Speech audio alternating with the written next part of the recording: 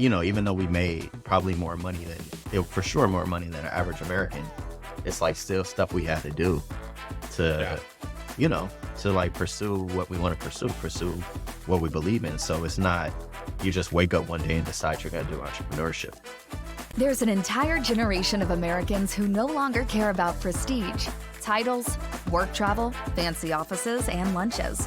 Welcome to Mundane Millionaires, a podcast for this generation of small business owners who want to set their ego aside and focus on what matters: family, community, quality of life, and cash flows. In each episode, Eric Pacifici and Kevin Henderson uncover what it takes to get a little money in the bank, control your time, and invest in building great families and lives. Let's get started.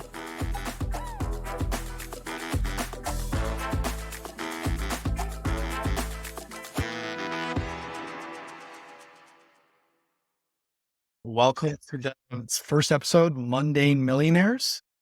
This podcast, I think our objective is to have some different types of conversations with some entrepreneurs and people who are doing things economically in SMB, whatever, that are redefining the definition of wealth. There is a generation of people that no longer care about the corner office. They don't care about the fancy lunch. They don't want to travel for work. They want to make a good living. They want to control their time. They want to have the upside and the downside.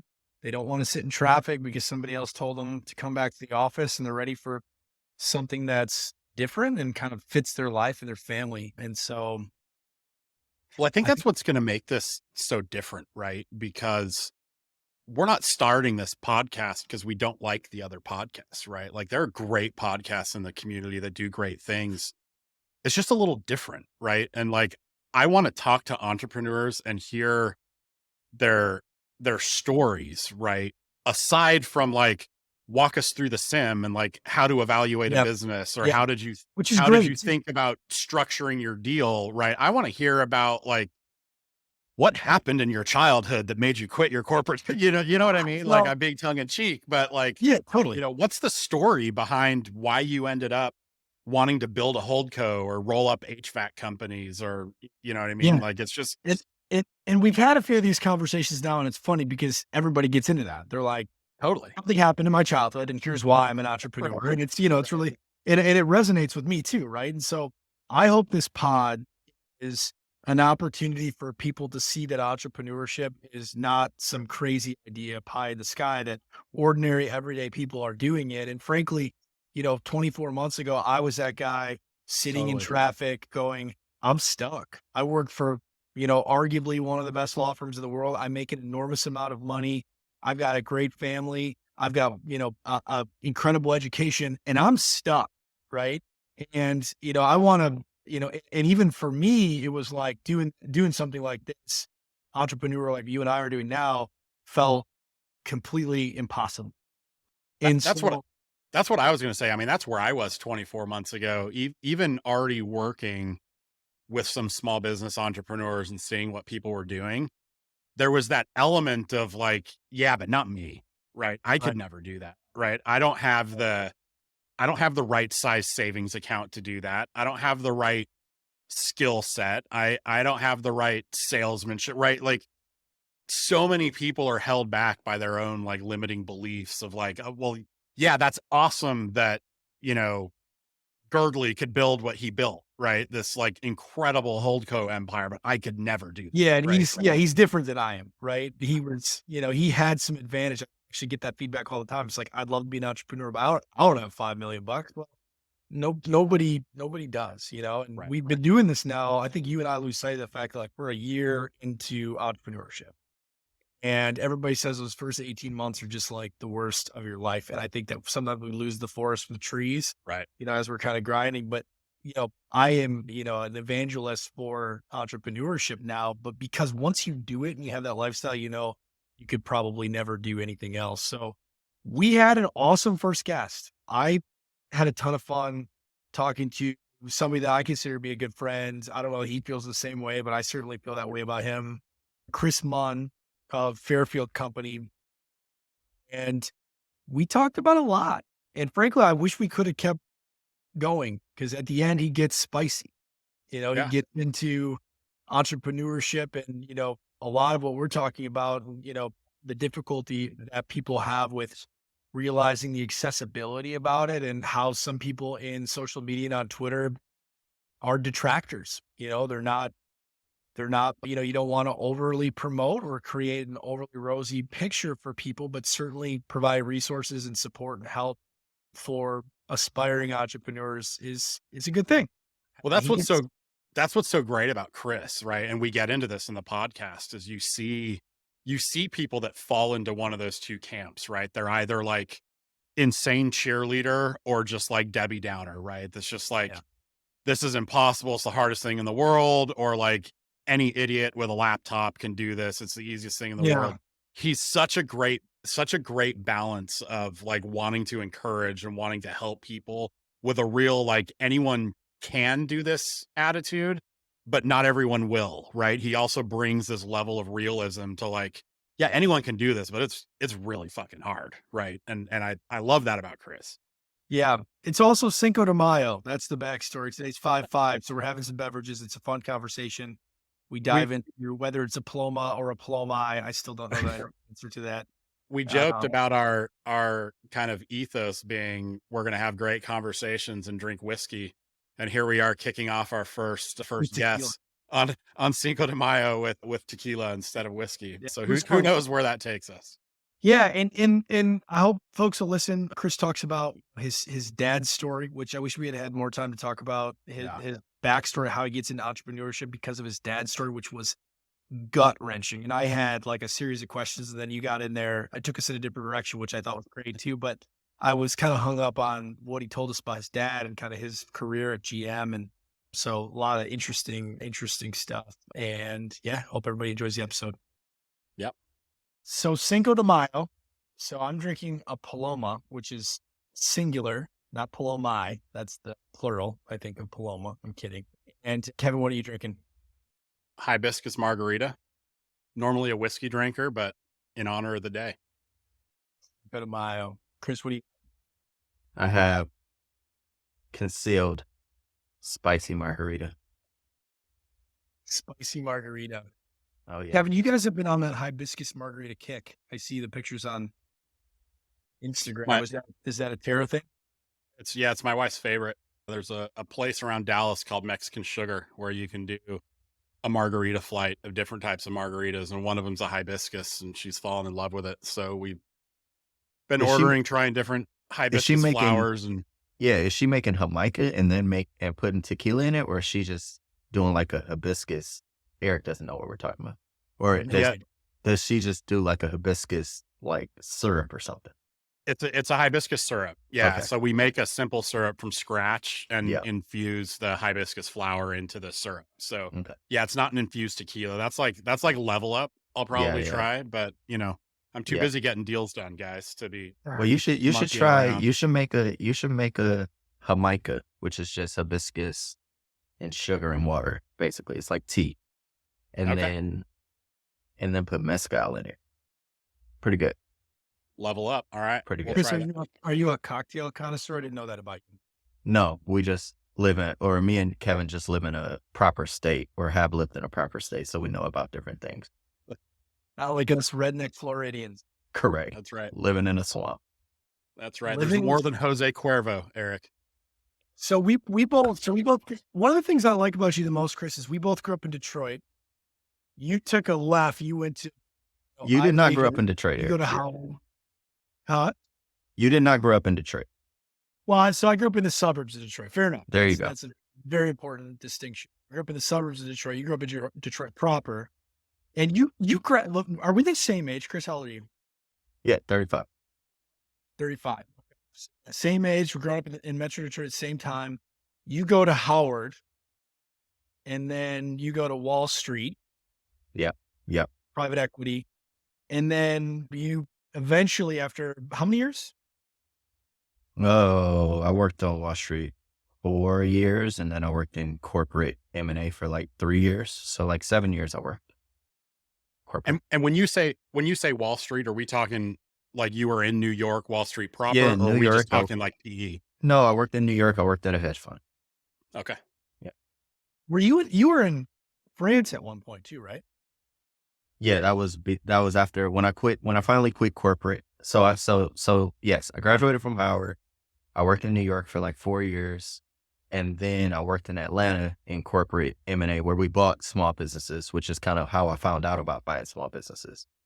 And so when we were down there, me and my wife, we don't have any kids, so we lived on one salary and we saved it, and then we both wanted to be entrepreneurs. And before doing that, though, we said, why don't we just do something fun? So we moved to Paris, and we lived there before we moved to LA. Awesome.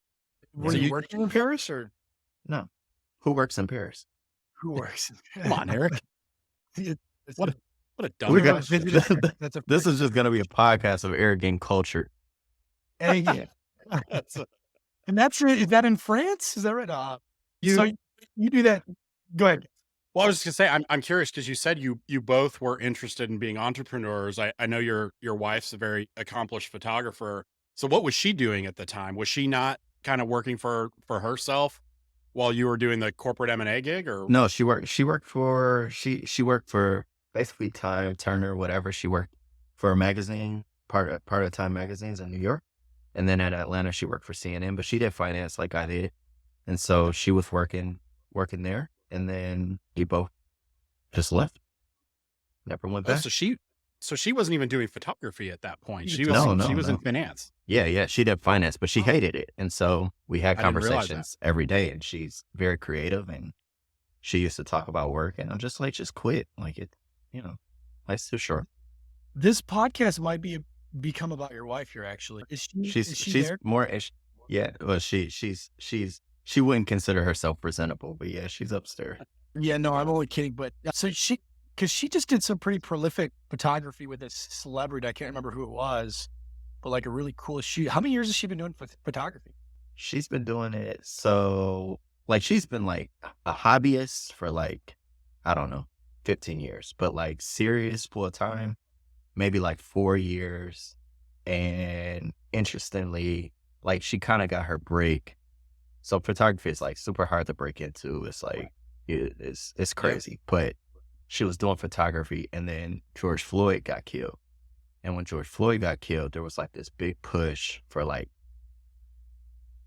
Black people shooting photography, like Black people taking pictures of Black people, women taking pictures of women, and just more representation of who's behind the scenes. And so like she was doing like really low local stuff. And then all of a sudden she got Vanity Fair, I think it was, when George Floyd died. And then after that, it was just like, she's done a ton of stuff. So she works with big brands. She works on she's got magazine covers. She does a lot of stuff. So it's pretty cool. No, that's incredible. Yeah. And that big break, that was kind of post leaving corporate and the Paris thing, or was that before you guys? Yeah. That was, so yeah, we got to LA in 2018, and George Floyd died in 2021. It was during Oh, COVID. that's right. Yeah. So whenever George Floyd died, that's Yeah, when it was early 2020. like her 'cause business. kind of coincided with the start of the pandemic, as I recall. That's what I thought. Yeah. So, and then, yeah. And ever since then, our business just blew up. Awesome. Okay. So she blows up, Chris, and kind of gets really busy. Give us the time frame, right? Because you buy your first with Fairfield Companies, you buy your first acquisition in March of 2020. So it would have been right around that same time that she's getting very busy. You're getting very busy. Tell us about that. Yeah. So yeah, February 2020 was when we bought the first business for Fairfield. And so it was a lot of traveling in the beginning for me to Florida. And, she got really busy as well. Like her business picked up a lot. But that being said, unlike YouTube, we don't have any kids. So like us like both being gone from the house for 10 hours is not like, we don't have a dog either. So like us being gone from the house for 10 hours is like not a big deal.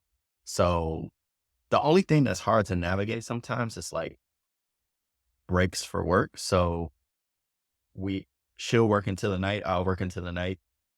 I get up early. She stays up late.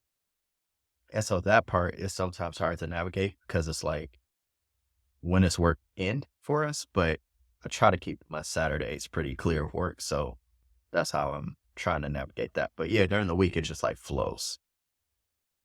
So So you control that time. You said I just keep my Saturdays free from work. I mean, you're in LA and you're remotely managing a commercial cleaning business, two commercial cleaning businesses in Tampa. Yeah. Like, first of all, there are so many people that when you tell that story, I feel like on social media are like, this guy's a liar. You know what I mean? He's Yeah. not really running a business remotely. How is that? How's that work? You run a business remotely, right? Touche. Yeah. I mean, I don't know. I think this kind of overblown. Like running businesses remotely has always existed. And like, all the Walmarts aren't in Bentonville. Like there's probably two in Bentonville. I don't know. I don't know how many are in Bentonville, but like they're mostly not in Bentonville. All the McDonald's aren't in Chicago. And all the planes on that UPS flies don't fly out of Atlanta. So it's kind of weird to me that people like have this like running things remotely. Like those are the examples like that go back hundreds of years. Like all the railroads, weren't run from 45th Avenue or wherever Dale Carnegie lived. Like they run all around the country, and that's how business is now. So I think people think it's like this crazy thing, but like it happens all around you. You just have to pay attention and like take best practices from what McDonald's does or what Walmart does. They figured it out. So just like follow in their footsteps and do what they do. It's not reinventing the wheel. And with the technology that we have now, it's not that crazy. It kind of blows my mind that people, especially our age that grew up with technology, think it's so like not, it's not. It's a compelling argument. I like the gears are actually turning in my head as you kind of talk through the examples and the fact that we're remote, because there is this belief that How many gears do you go up to? Like second gear? Or can you get up to third? I'm on dial.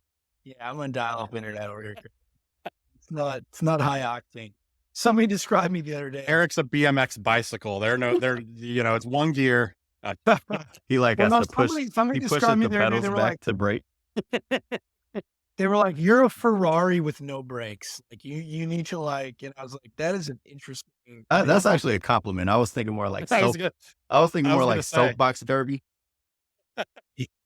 It's a compliment in a sense, right? You unpack it, you're like, I think he just described me as out of control. But so that's interesting. You leave corporate, you take a hiatus in France. Yeah. And what was the goal? I mean, leaving Wall Street and say, hey, I'm going to, forego all this prestige and guaranteed money to kind of go do something unconventional. Like what's the driving force behind that? Yeah. So, I mean, one, well, this is kind of annoying to my wife sometimes, but like, I really don't care what people think. Like it plays no factor into my decision making. Like what other people do makes no difference to me. But I think one other part was like, so my dad worked for General Motors for like 30 years, right? And then when he was like in his mid 50s, he got laid off.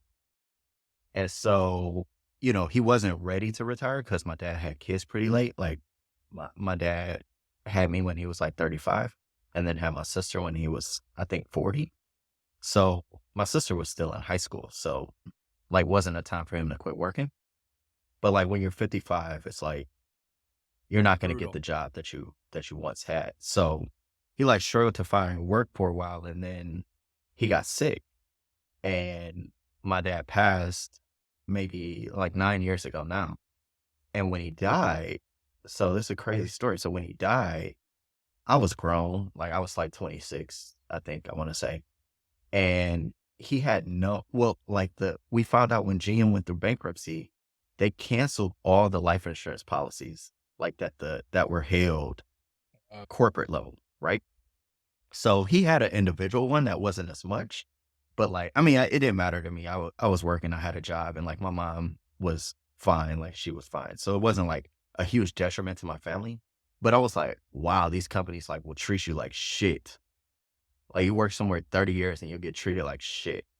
And so when I saw that, I was like, so every decision that I made, I was like, Like, it didn't matter what anybody told me. And like the summer before I started working was the Lehman Brothers thing. And Yeah. Andrew, my business partner, worked at Lehman that summer as an intern. And he would tell me what they were telling them and just like straight lies about like what was going on and what's going on behind the scenes. And it made me just feel like you're just like a piece of, like, you're a cog in a huge wheel. And if you fall out, like the machine keeps running, like it would take a lot of the cogs to fall out for anybody to notice. And I just never wanted to live like that. So I was like, I never wanted to work for people, like, ever. And so I just saw that experience and saw like how my dad got treated. I saw how my friend got treated and like not telling them the truth about what's going on at a company. And I was like, okay, then I'm not a stakeholder here. And I don't want to sit places where I'm not holding any stakes. So yeah, I was like, no, I'll just work for myself. I didn't know what it was going to look like, but I knew it wasn't going to be working for somebody else. That was not my goal. So how do you prepare for that transition though, Chris? Because a lot of people are probably listening to this thinking like, well, cool, but you worked at a hedge fund, right? So, Yeah. you were sleeping on beds of, Benjamins and whatever. It makes it pretty easy to walk away from your corporate life. Yeah. What about that person that's kind of mid-level manager at GM or whatever that's like, yeah, I mean, this resonates with me. I hate the corporate life, but like, what am I going to do? Right. Yeah. How am I going to go buy a $3 million business? Like what did you do to prepare? Like, what do you say to that person? Yeah, for sure. I mean, we did have to make, like, we made, like when I mentioned, I mean, granted, we made decent money, but we lived on one salary. Like that's a sacrifice that you made. We don't have a house. I made that sacrifice. Like, Is that by design though, Chris? Are you a pro renter or are you I'm a pro what makes the most financial sense. Yeah. And for us where we are, it makes more financial sense to rent. And I know somebody listening is going to be like, oh no, it doesn't. Yes, it does. Like, you can. Well, do you're whatever. also in the heart of Los Angeles, right? Where like Correct. the barrier to Yes. entry home ownership is ultra Yes, high. it's very high. And if you took the money that you would use for a down payment and bought a business or invested in the stock market, you'd be far better off than you would if you bought the house. But, conventional wisdom says otherwise. But once again, I don't really care what conventional wisdom says. Like, I just do it for myself. So if having a house made more sense, I would do that. But we don't have a house. We don't have kids. We lived on one salary. Like, those are sacrifices that we made that people, even though we made probably more money for sure more money than an average American, it's like still stuff we had to do to, to like pursue what we want to pursue what we believe in. So it's not, you just wake up one day and decide you're going to do entrepreneurship. Yeah. I just recently closed a deal actually where the buyers sold their house. That was their equity injection. Yeah. And they made that sacrifice and we're like, you know what, we're going to go back to the rental life. We're going to move closer to where the business is. And that's our cash equity injection was the equity we had in the house. It made more financial sense. And it really eye-opening to me. Cause I grew up in that generation and that culture that like, of course you buy a house. Well, like everybody. Yeah. And our parents and like my grandparents, my grandmother worked at like Jacobs's, which is like Macy's. Yeah. And she had a house. And then my other grandmother worked on the assembly line at Ford, and she had a house. And like people that do that now don't. Like the lady at Macy's is not buying a house. So there's no way. Yeah, it was a different calculus for sure. Totally different. I mean, for me, I remember thinking that like a $400,000 house was like, you made it. Like you're rich. And 100%. now, and that was, 20, 25 years ago. And now, I mean, that's, it's tough. So, and that's $2,000, a $400,000 house. It's like, that's a $2,000 a month note. It's a big mortgage. It's not like, that's not cheap. So everybody can't afford that. But like, that's certainly like, I mean, what would that get you in LA? 400,000? $400K in LA. I don't think it'd get you in LA. It'll get you a plane ticket out of town. Not getting you anything here. Yeah, so, that'd get you a move to Bakersfield. That's what exactly. You'd be living in Fresno. But no, so it's just a different calculus. How does I love the part about your dad and kind of how that ethos was just ingrained into you, equity ownership. I had a call earlier today with the prolific entrepreneur. He actually went to I won't say which one because I don't want to give away his story. It's fairly, I think, unique, but he went to an elite law school, was like the only person in his class to not go to the big firm, went to a startup, had an exit, and now he's running a pretty prominent company. Brilliant. He said, I'll never say this publicly because my employees could be listening, but it's called capitalism. It's not called laborism for a reason. And if you're going to build wealth in this country, you've got to own equity. So that I think resonates, deeply. But for me, it's like building wealth is fantastic, but the time control, how does your life differ? You're commuting from LA to Tampa every That's about as long a commute as you could get. Yeah. That sounds impossible to me, but you're doing it regularly. Mm-hmm. And I would guess, I'd love to hear your commentary, but that's got to be more enjoyable and you still have more control over your time than when you were working on Wall Street. 1,000%. Like, yes, you're 100% right. If you're not on the cap table, like you are not an equity, you're not a stakeholder. And so you're on the ship that somebody else is controlling. And if it ends up in the middle of the ocean, like that could have happened unbeknownst to you and without any of your input. So I like being able to be in control of like my destiny, whatever that poem is, captain of my fate, master of my fate, captain of my soul, whatever that thing is. But and ChatGPT and have it teach me about that. Yeah, but I think for me, I don't know. This is where I differ from a lot. Like I've commented on your post sometimes where I certainly think that like the beauty of buying a business is that you can make it what you want to make it. And I think that gets lost on like in social media and what people talk about. Like when I bought the last business, the owner worked 3 hours a day, 4 days a week. That's all he worked. And that's what he wanted to do. And he made $1 million a year doing it. Right. And so like, obviously he put the time in early so that he could do that. But like, that's the life that he wanted. And there's like this ethos in the SMB, like, oh, like you're on call 24. Every time I see somebody who's like, I got a call at 3 a.m. and blah, blah, blah. And I'm like, dude, I don't know what kind of systems you have set up, but that's not how it's supposed to go. Like the guy, and granted, it's not a huge company. Like you are going to have to get in the weeds some, but like, people who run their businesses efficiently and like the best capital allocators, like Warren Buffett is sleeping at night. I guarantee. Like he has much more responsibility than I do. You don't think he's sitting up scrolling SMB Twitter with his Diet Coke? Maybe. But like, yeah, I just don't believe in that. And I don't believe that you should let your work dictate your life. Like you dictate what happens in your life. Like you're in control. So when I see people that are like, I think you even posted it like, oh, I can't turn off work and like all this stuff. I'm like, you're not in control. You have lost control. So maybe you are a Ferrari with no brakes. Well, so what you're referring to is I posted that I have a perpetual feeling of guilt when I'm not working. And it, yeah. So my career before law school was sales. And then I grew up with, not a ton of money, financial insecurity, single mom, so for me, providing for my family, producing was always like, I got to go get that how do I get that $400,000 house, right? That's only where my brain was when I was 12, 15, 17. Like, what do I got to do? And so then I go into sales where it's like produce, working for a company where they're like more. You do 10, they want 12, you do 12, they want 15. And then I go to law school, right? And I go to law school understanding that the students who do well get extraordinary jobs and make tons of money. And the students who do not struggle mightily, right? Mm-hmm. And I get married right at the beginning of that. So now I've got the responsibility of a family right at the onset of law school, communicate to my wife that like, we have to do well, which means I have to outstudy because you guys, I'm on dial up here, as you guys joke.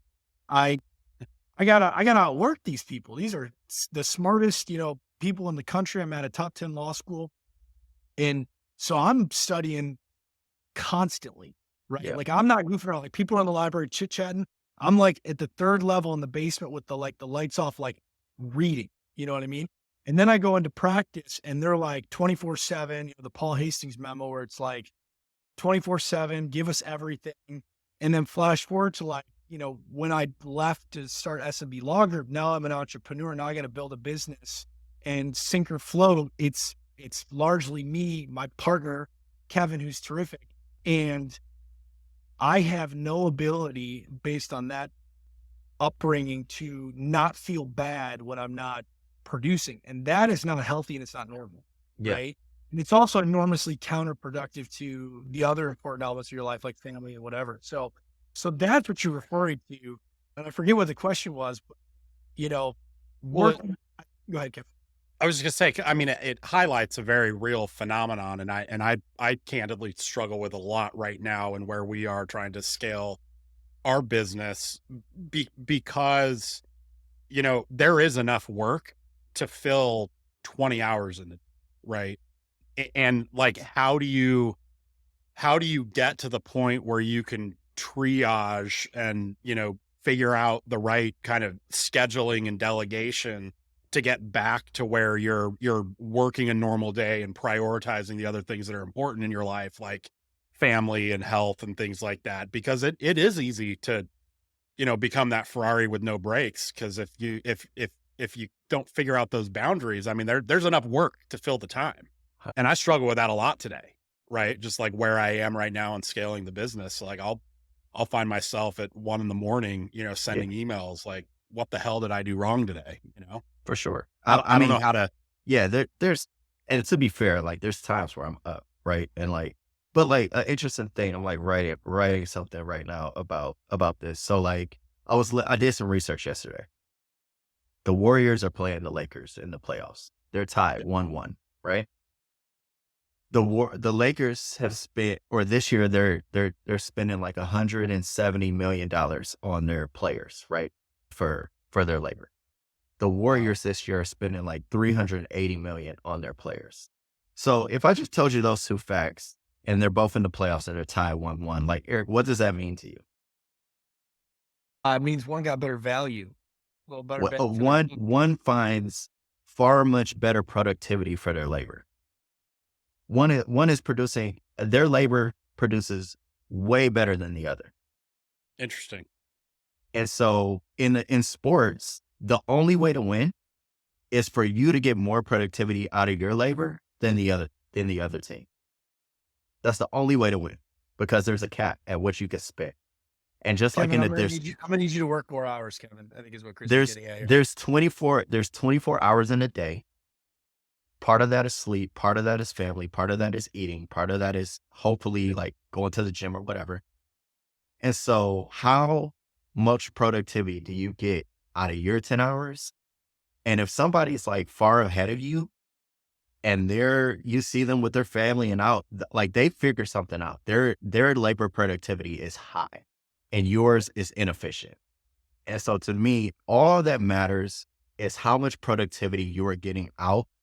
And there's everybody has the same amount of hours, 24. And granted, yes, some people might work 18 and some people might work 10, and that compounds.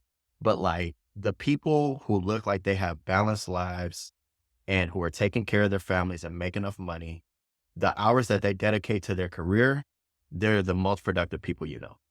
And the people who are like scrambling all around at 3 a.m. and up back at 6, they're just inefficient. And there's no way around that. And like there are times I'm super inefficient. And when I recognize that, I have to like notice it and like, okay, I got to do better to get more productivity out of the time that I have. And that's in everything. Like if I go to the gym for an hour, I need to figure out like, how do I maximize that? And it's no different at work. So if I would be more productive handing this off to someone else and getting 80% of the productivity that I would have, that's fine. I have to do that. But working all the time is just inefficient labor productivity. I'm 1,000% believer in that. And if you can't control that, then you're not as good and not as smart as you think you are. Chris, what was your life like on Wall Street day to day? And what is it now? So Wall Street, I got to work at 7 every day, 5 days a week. Yeah. I didn't work on the weekends. So I'll start with that. I didn't work weekends. I got to work at 7.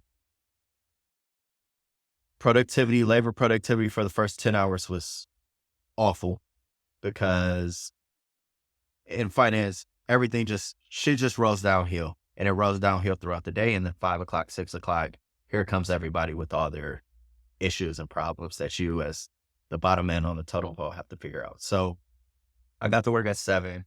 My day wasn't super productive during the day, but like, I'm not sitting there looking to buy a business. Like, I'm still working, or I'm still acting like I'm working or doing something. And then I would start like what I would say like real boom, boom, boom work at probably like 5 o'clock, 6 o'clock. And then I would leave around 10 o'clock, 11 o'clock. And so that was every day. 10 And so then 10 p.m. I think at 9 o'clock, we would get a car home. So like a free ride home, basically. It's not free because I work for it, but a ride home. And I vividly remember, I did not take that car one time the whole time I worked there.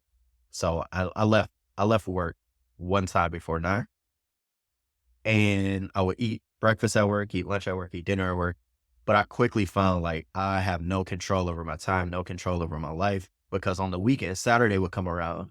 Here's my wife, she was my girlfriend at the time, but, oh, do you want to go to the movies? And you can imagine, like, if you've just worked 16 hours, 5 days straight, you don't want to go to the movies. You don't even want to go get your hair cut. You don't want to go to the cleaners. I don't want to do anything but sit on this couch and like just relax. But so quickly I realized like, I'll do this for the money and for the time, but this is not my end goal. So I got to get out. And so now I wake up, I start work probably 5:36.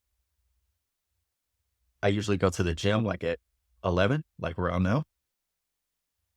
I'll go to the gym throughout the day. And then I'll work from like 5 to 11. What's that? 6 hours? Yeah. And then I'll go to the gym, and then I'll work a couple hours at the gym. So now I've worked like 7 hours, and then I'll usually like do something for me. I'll either like go to the grocery store, or I'll go to the driving range, or go play 9 holes.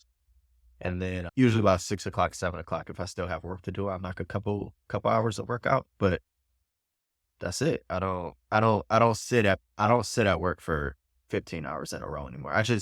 And also I'm not productive that way. Like there are people who at work are like tortoises that can just plow along through their work through 10 hours, slow and methodic. And then there are other people who are, like a F1 car. Like I need to refuel every 20 laps, but I can go for 4 hours, but then I need a break and I need to chill. And so that's more me. Like I can knock out 5 hours of work and I'm good. But if I sit there for 10 hours, I'm like useless. And that's another example of like your efficiency. If your efficiency just starts to decline throughout the day, would it be better to take a break? It's like the NBA guys, they take breathers and they come back in the game because they need the break to feel more efficient and be at their peak. Or hockey, they play like 1 minute at a time, and then they come off, and then they play again. And so like I can design my life that way, and I found what makes me more efficient is to work in spurts. And so that's what I do. I found my biggest roadblock to efficiency right now is the global shortage of ADHD medication that everyone's experiencing. Please clarify that that's a joke. Okay. So that we don't have to trim this out. He's kidding. But no, I think you raised something that's interesting that's not talked about enough is when you're working a lot, even in your downtime, it's not quality, right? You're in your day-to-day, you're solving big issues, you're hitting walls, you're finding solutions. And then, oh, my son has a 4:15 baseball game. I'm going to sneak out, go to the baseball game. And that's going to be high quality time because dad was, miraculously able to be there at 4 p.m.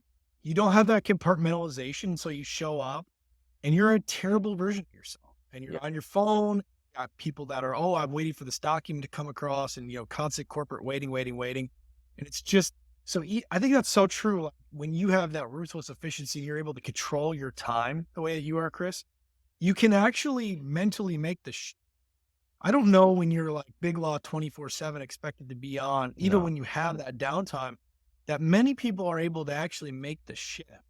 That's what I was saying. Like on the weekend, I was the worst boyfriend because I'm like, I don't want to do anything. Like I'm not in the mental space. And to me, I think the reason this doesn't get talked about as much is because like the male ego, it sounds better to just be like, I'm just ruthless. I work all the time. Like, look how many hotel nights I have, guys. It's amazing. Yeah, I'm killing it. Like, I'm Yeah. killing it. I'm on the road every night. I Yeah. got to work at, like, people post like, I'm up at 5 a.m. grinding. Like, nobody gives a shit, dude. Like, Yeah. what People, the, what does that mean? when I hear people brag about how they never pay for plane tickets because they have such amazing status and Yeah. miles, I'm like, Yeah. I got that's not the brag I hear yeah, flex. I think you think it yeah, is. I got Hilton Diamond. I'm like, do you have Right. kids? Because your kids have dad ain't home. If you got Hilton Yeah. Diamond, like that's the out. And to me, it just sounds so ridiculous when I see people say stuff like that. Like that is not a measure of productivity. Plane travel, hotel rooms, hours spent. Yeah. Like if I told you Vlade Divac spent the most time at practice more than any basketball player all time, you'd be like, huh? I guess that kind of sucks because he wasn't the best. Right. Yeah. Maybe he At should have least done Kobe- whatever at least Michael Kobe Jordan was did. Kobe. Yeah, like there's Kobe was there's getting a so lot of bang for his buck. You know, other yeah. folks. I mean, yeah, you have people like that, and but it's just to me, it's like this. That's not a flex. That's not impressive. That doesn't mean you were productive. That doesn't mean anything. That means jack shit to me. That means you went to that's like somebody saying, I went to the gym for 2 hours. Okay. Right. What'd you do? Yeah, I may have been Yeah. more productive in 20 minutes. Yeah, Not like- me, clearly, but my you know. BMI is still 33, but I was at Yeah. 52. Yeah, like it doesn't matter. So like that kind of stuff, I just think it's so cool to say like, oh, I worked so much or I got all this hotel. It doesn't mean shit. Like, what did you get done? What did you do? How productive were you? Well, like, what are your goals and did you reach them? That's all that matters. Well, and you said something shortly ago, Chris, that I felt like was kind of a low key flex. Like you were trying to work it in. You said you golf every day.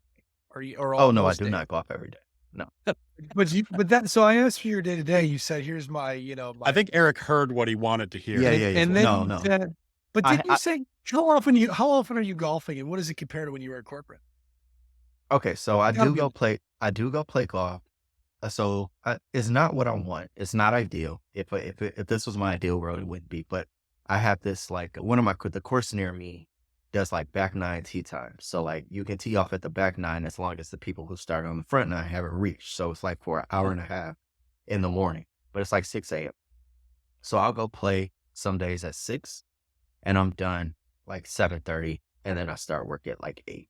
So those are like my late days. And then I go to the driving range a couple times a week. So I swing a golf club 4 or 5 times a week. Fair. Yes, I do. I play 18 holes, like a full 18, maybe once every 2 weeks. So no, it's not where I want it to be. If it was where I wanted to be, I play 18 3 times a week. But that's still pretty impressive for the LA golf scene though, right? Because I don't have kids, Eric. Well, all right. Yeah, fair. I get up in the morning. I just do whatever I want to do. Yeah, That Yeah. sounds amazing. I know. Okay. You wanna So walk- it's got its walk up perks. and get Chris? No. So help us understand, Chris, is your early work day a product of your businesses being 3 time zones ahead? Or is that just part of your work ethos? Like you believe firmly up early to work early, you're more productive for the day. Yeah. Like both. what's that? Both for sure. both. Like, yeah, I do think I'm more productive early in the morning. I have the most energy early in the morning. And then like I get a second. And part of why I go to like, I have my boost in the morning. Then I start to run flat. I go to the gym. I get another boost of energy. Like that's kind of how I feel like my day is best. I eat. I get another boost of energy. But yes, I feel most productive in the morning. But also, yeah, my team starts pinging me at 5:50, 5:55 my time. So being up and alert for them is important, but but mostly, yeah, I just feel like even when I'm in Florida, like I'm the first one to the office. Like I get there at 7 and they're just like, how long you been here? And I'm just like, I just feel better about it. But then I'll leave the office at 3 or 4 and I'll go to the gym. It's like, this is what I have to do. And you don't answer to anybody. You're just like, I'll go to the gym and you go. I'm a grown man, aren't I? Eric has to answer to me. That's why he's asking.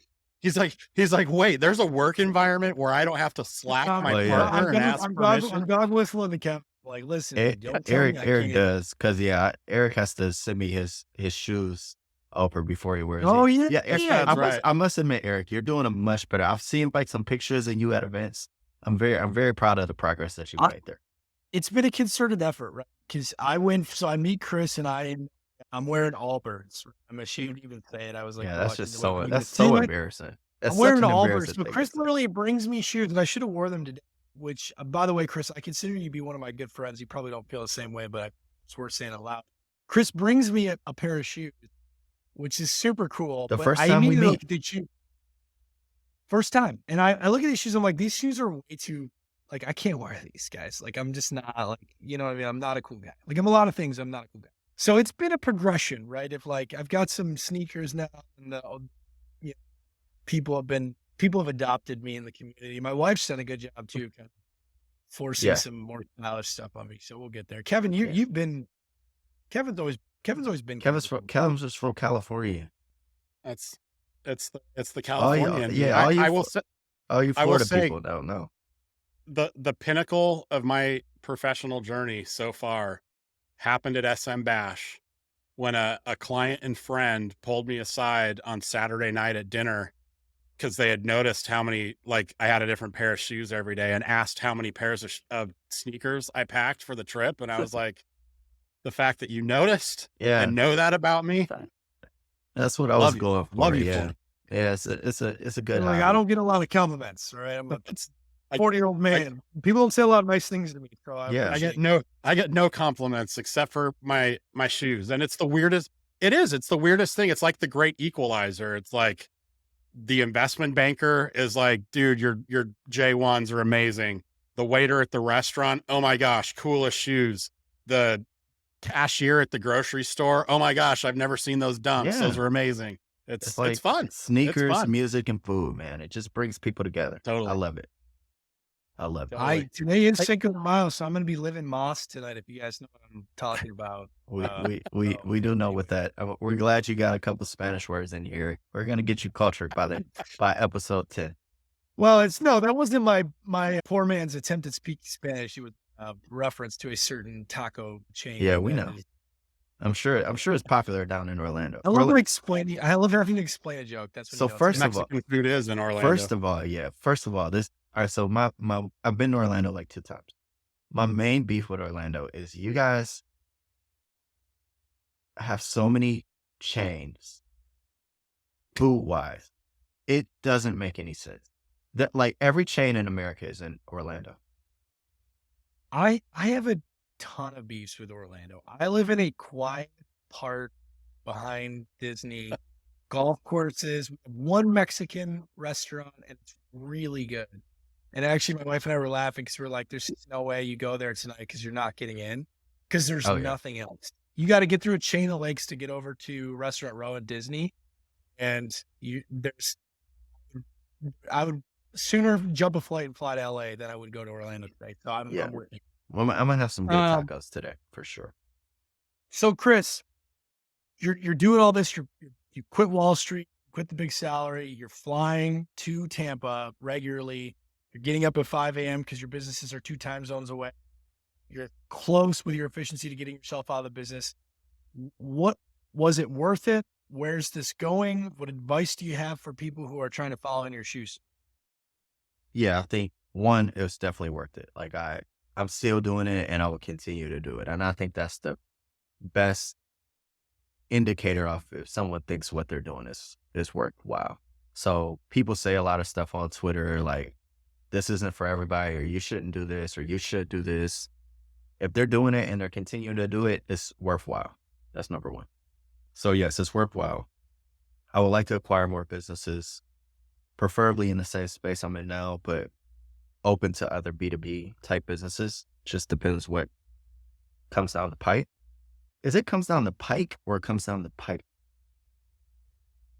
I think it can be either one. I think that's a great question, Chris. I always, when I say it, I kind of mumble it so nobody like it.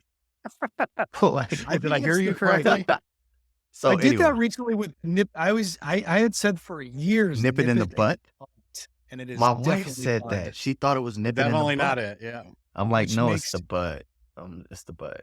But The Google and Merriam-Webster is saying it's pike with a K. pike. Okay. Coming down the so pike. give us the historical origins of pike. Yeah.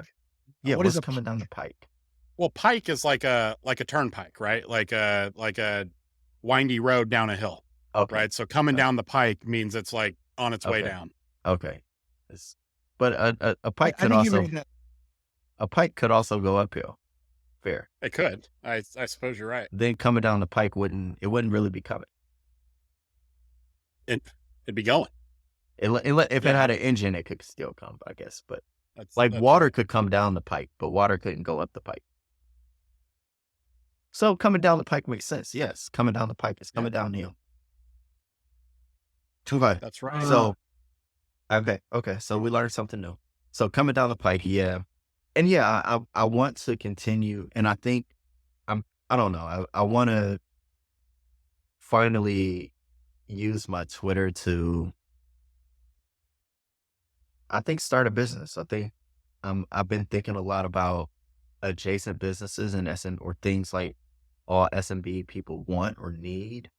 And I would definitely be thinking, so similar to you guys who started the law firm, I would be interested in starting something that services people at SMB, whether that's Q of E or helping to hire VAs or train VAs. Yeah. Just stuff I have experience with. You think professional services? Yeah, I would like a professional services business, and I would love to like partner with someone who has the skills and I have like the distribution to do it. But yeah, that to me is the next step. I enjoy the community. I think I probably have more. I should probably unleash some of my more spicy takes, but I keep it pretty PG on my I think Twitter. you're But already pretty. Is this not the spicy version? you think I'm spicy? What do you think, Kevin? Kevin, you think I'm spicy on Twitter? I think spicy is not the right word. I think you strategically. I think you strategically push the right kind of buttons Okay. when you need to, but I wouldn't call you not in the way Eric is. I mean, Eric's pretty polemic on Twitter. Yeah. Because I would sweaty describe startup you is as spicy. You're unforgiving, Chris. You have a tendency, true. particularly. There's one issue in particular that I think is your biggest pet peeve if I were betting, and that is when service providers chime in on important matters in business buying, because you're like, y'all don't have a personal. I'm breaking up my southern accent. Y'all don't have a personal guarantee. You've never sat in the sea. Step aside and let the Fair. adults who've actually been at the table talk. Fair. And that's something that I actually think is fantastic. That's not bigger than my great with all birds, but yes, that's probably number 2. So yes, I do. I think there are some bad actors in the space. I think that there are people who give shitty advice in the space, and then I think that there are people who just aren't helpful. Like just giving a dissenting opinion with no help for anyone or no like outreach to anyone. I think it's so selfish to me. It's like, hey, look at me. I have a different opinion than everyone else. And I'm not here to assist anybody in bringing them along my journey or helping them along their journey and finding my path. I'm just here to fucking talk shit. I think there's a lot of people like that. I don't like that. We can edit this out, but I want you to be more specific. You talking about a particular person or a particular type of post? Give us as concrete of an example as you can. Sure. Without making it. Yeah. So if someone says hiring virtual assistants is stupid, and like that's just it. You're talking about just generic trolls that we get. We all. Well, no, it's not even. Sometimes it's not response. Sometimes there are valuable people in the community that say things like that. Like they'll say there's never an instance where you should do X. Right. That's stupid. And so I think like operators operate in this silo, in this small space. Like I have 2 businesses, but they're in one region, in one industry, in one niche. Yeah. And for me to like say that something doesn't work is just, that blows my mind. And so like you have other people who are like professorial who will say like, oh, they have no substance behind what they're saying, but they've studied, they've done research, they know a lot of stuff. Like a guy on Twitter today, this is just an example. He said like a jobs number came out today, and I think like the unemployment rate went down.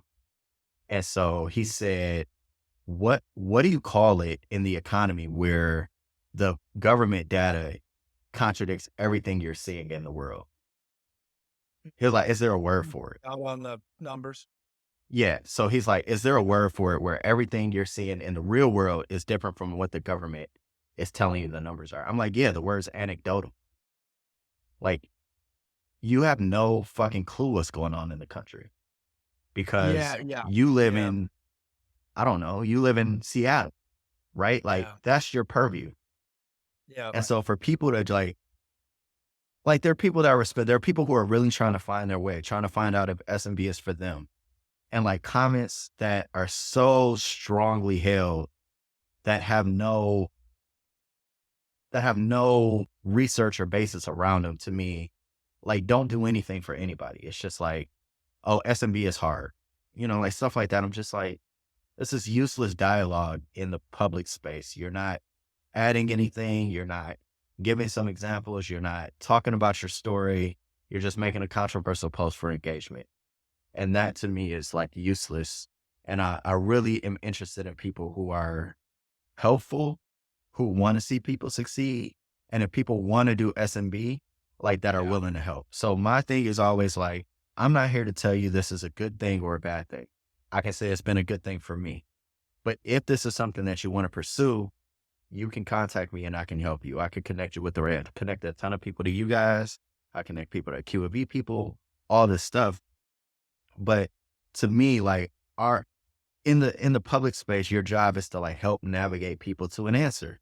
And so that answer could be yes, that answer could be no for SMB. But like for me, if somebody decides this is what they want to do, I want to help them do that. And maybe that's a different perspective coming as like a minority and like not knowing anybody in the space and not knowing what goes on in the space and feeling like kind of left out of cover. Cause even this conversation we're having now, I know I'm rambling, but this conversation we're having now, all the people, like I don't have kids. I don't own a house. I live in Los Angeles. I'm not a white guy. Like I don't fit any of like the normal who a SMB person is. So you feel like an outsider all the time. Like I see people say stuff on Twitter. I'm just like, a minority would never say that or never think that or like, but I leave it alone. It's their perspective. It's fine. But like for the people who don't feel like they have a place or don't feel like they have a voice or feel like they're lost, to me, that was me.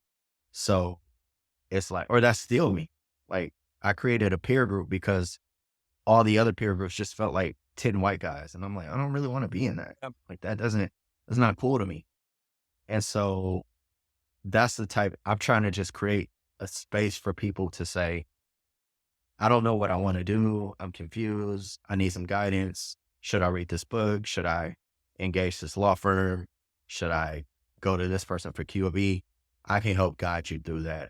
I know enough people in the space to do that. And so hopefully you come to a more informed decision. But I know that was a long answer to what you asked, but yeah, I just think that there are people in the space that are fucking useless. You and I, we're gonna have to edit that out there, Chris, or maybe we won't. We'll let it ride. But that was good. I didn't say anything about anybody. No. Where you cussed at the end, but this is gonna be a non-cussing podcast. Eric, he didn't even mention your name when he was talking about his interaction. This is gonna be a non-cussing. Well, no, Chris, I think you and I think I align with you on that, right? Because there is two threads of pushback. Thread number one is people get upset when people say that this is easy, right? That entrepreneurship is too easy. You make it sound, and they get mad. They're like, no one says it's easy. Let's be clear. No one says that. Some people perhaps over glamorize it. And people justifiably who are killing themselves running difficult businesses are like, what are you doing? Right. And I get that. The other is what your ethos, which you're saying you hate when people are overly negative and make it sound, too difficult to obtain. And that resonates with me more than the former, because everybody comes into the space, and I see the comments now constantly of, yeah, well, it would be great to buy a business or great to be an entrepreneur if I had 5 million bucks, and I want to grab those people. And I want to go, no, like quit selling yourself short, right? Quit being overly negative. There are a ton of people that are going out and buying $3 million enterprise value businesses that are putting in 50 to 100K of, that they've earned over a decade and are keeping 85 to 90% of the business. Anyone can do this. You don't have to bring anything to the table. As a matter of fact, there are ways into entrepreneurship, whether it's buying a business or starting a business, that doesn't require it. And let me get you resources and let me be helpful, right? And I'm never gonna post a meme that's hilarious that's gonna result in somebody going all the way through and buying a business that they shouldn't otherwise buy. That's just Correct. ridiculous, right? So us being positive and being, encouraging, promoting the concept and providing resources, to me, I think is fantastic. But you do meet a lot of pushback, or people. I had something the Yeah. other day, you don't talk enough about the downside. I'm like, no, I talk a lot about the downside and the difficulty. It just doesn't get traction because nobody Yeah. wants to hear negativity. The algorithm buries all that, and all my stuff about how to do it goes Well, screaming to a million it's people. human nature, man. Like any novel, any movie, like the good guy doesn't fucking die at the end. Like that hardly ever happens. Like it's against human nature to just want negativity. And so for Yeah. me, like when I was in high school, this is a great example. Like most of my family worked in the automotive industry. I didn't know, like I knew like postal carriers and teachers. Like I didn't know anyone.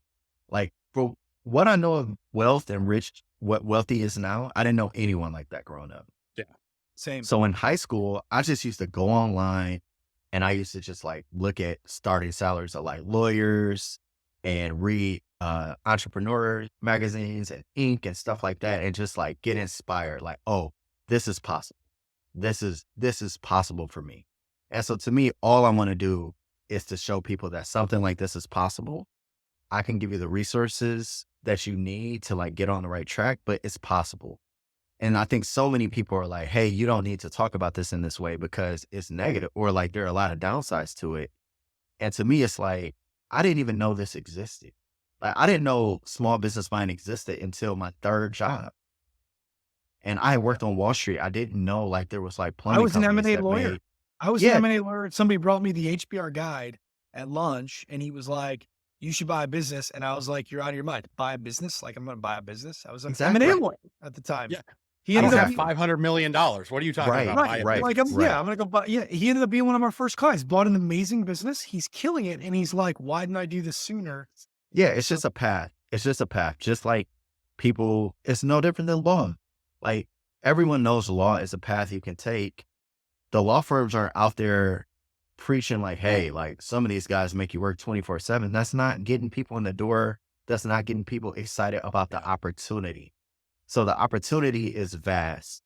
Yeah, there are pitfalls along the way for sure.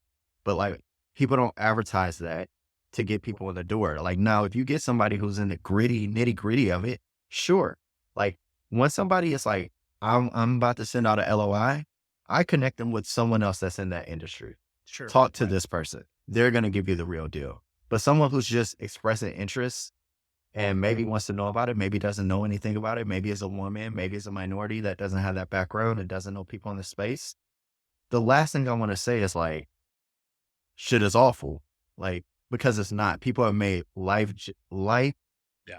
generating decisions and returns based on this industry and based on this asset class. And to turn someone away from that doesn't know about it at all, to me is a disservice to the people who are outside the bubble of SMB, who don't have a friend or a neighbor who owns a business or owns a small business. Like that was me growing up. So if you highlighted all the negatives to me, then I'd be like, no, of course I'm not going to do that. But there are people who have life-changing outcomes from this, and like to steer people away from that because of whatever reason, to me it's unnecessary. And I think it gatekeeps the people that are already in the space. And there are tons of women and tons of minorities who have no connection to SMB. You guys went to SMB Bash. I'm sure I heard feedback. Even Sam gave me feedback on who was there.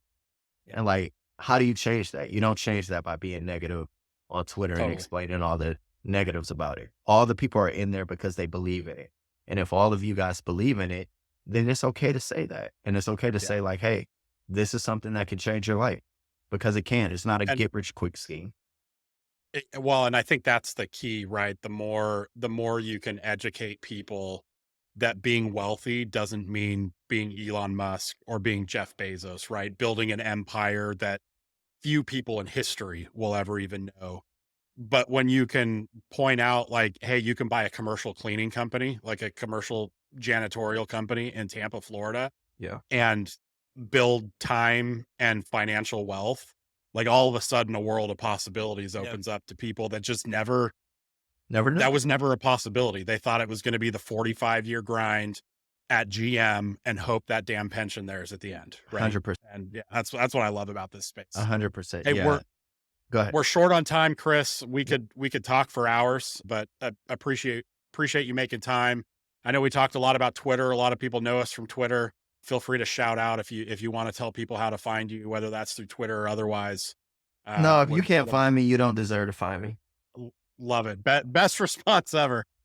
He's at Chris X Munn, MUNN, Mundane Millionaire on Twitter. Chris, thanks so much for coming on the pod, man. This was fun. Thanks for naming the pod after me. I appreciate it. You got it, Absolutely.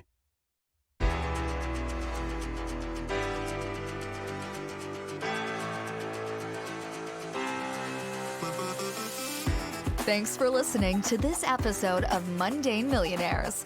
If you enjoyed what you heard in this episode, make sure to follow Mundane Millionaires wherever you listen to your favorite podcasts. See you next time.